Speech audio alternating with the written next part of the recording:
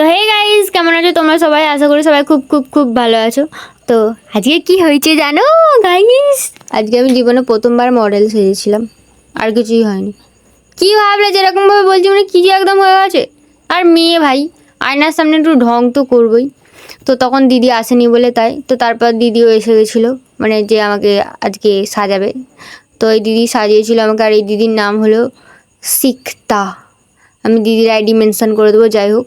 তো এখানে আমার চুল ক্রিম্পিং করা হচ্ছিল, আর আমার চুল এতটাই বাজে, মানে কি বলবো, 10 বার ক্রিম্পিং করছে আমার চুল আবার সোজা হয়ে যাচ্ছে, মানে এত কষ্ট। আর ক্রিম্পিং করার পরেও মানে 1 ঘন্টা আমি বসেছিলাম, আমার চুল আবার সোজা হয়ে গেছে।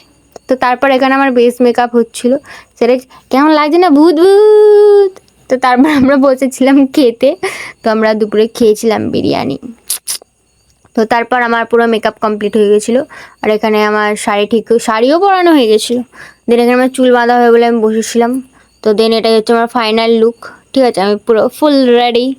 তো কেমন লাগছে আমাকে বলো, কি সুন্দর লাগছে না? লক্ষ্মী লক্ষ্মী। তো যাই হোক, আজকের ব্লগটা এতটুকুই, দেখা হবে নতুন কোনো ব্লগে। টাটা।